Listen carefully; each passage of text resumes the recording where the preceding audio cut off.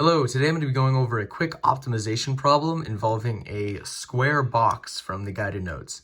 So I'm just going to dive right into it. This is example 3D. A square bottom box with no top has a fixed volume V. What dimensions minimize the surface area? So the very first thing you want to do with any question that has to do with some type of 3D modeling is try and visualize it, especially if they don't give you straight out of the box a diagram of what you need to do. So I'm going to start with just drawing a box.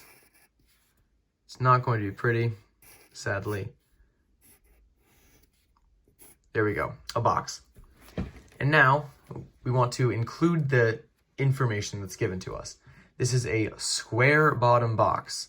So that means that the bottom, this side length and this side length have to be the same, so that the bottom is a square. So in this instance, we can just pick a variable to represent this side length and this side length.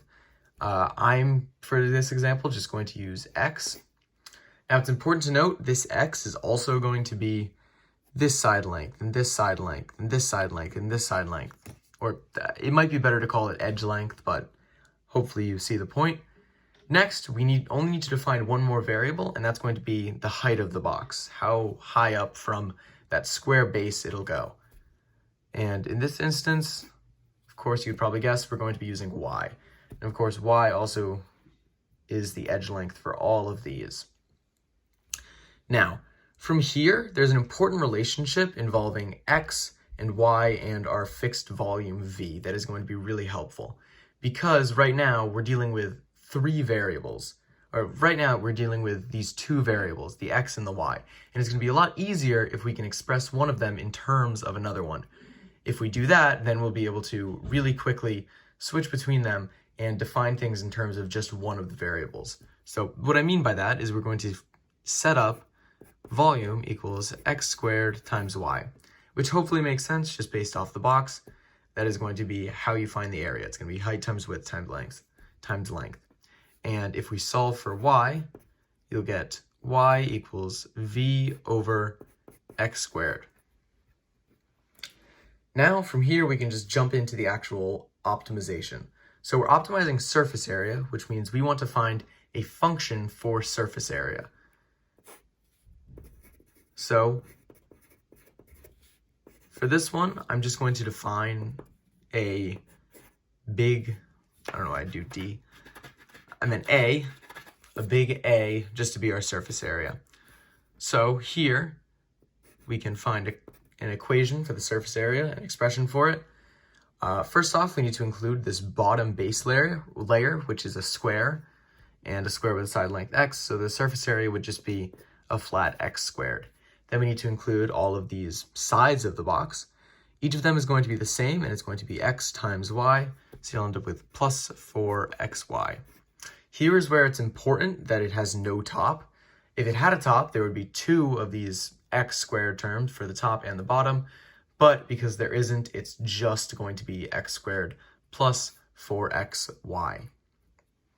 Now from here, this is where this term comes in handy.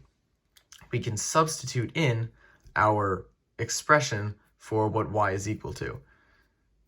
So a equals x squared plus, and if you solve it, we'll end up with 4 over x. 4v over x.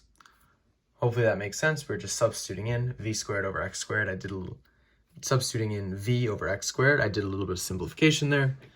And from here, you're going to take the derivative of the area. Because remember, when you're doing an optimization problem, you're always looking for when the curve, if you imagine sort of a curve for surface area, is going to be your surface area, and down here is x.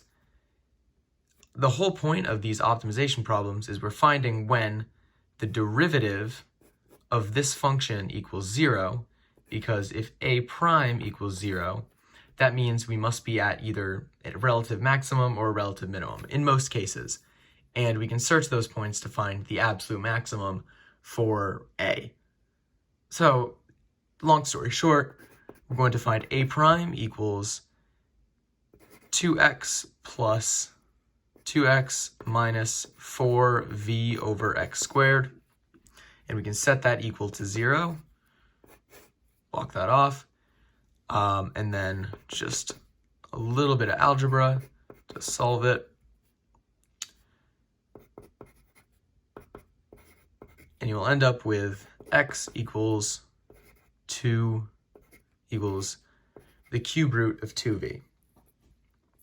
In other words, this is going to be the only point in our graph for a prime, in our graph for a, where it gets flat. But importantly, we don't know yet if this value is going to be an absolute maximum or an absolute minimum, because all we know right now is that our a prime equals 0.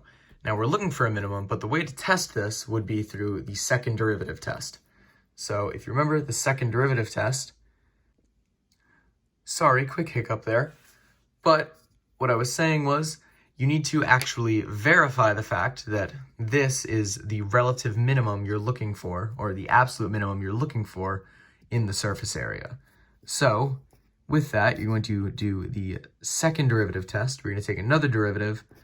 As you can see, I started to do it, but there's a bit of a hiccup.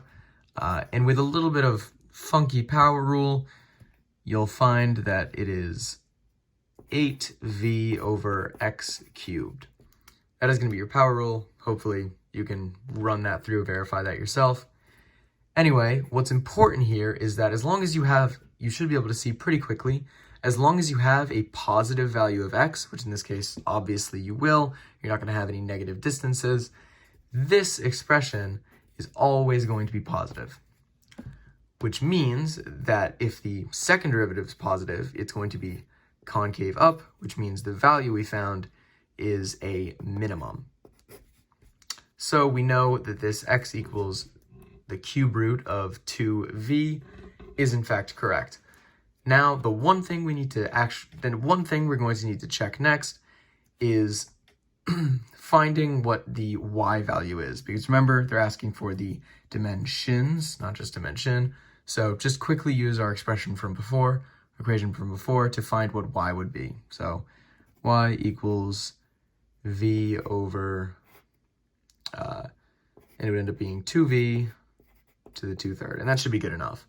So if you have this and you have this, you are done. That is showing those are going to be the dimensions based off the value v.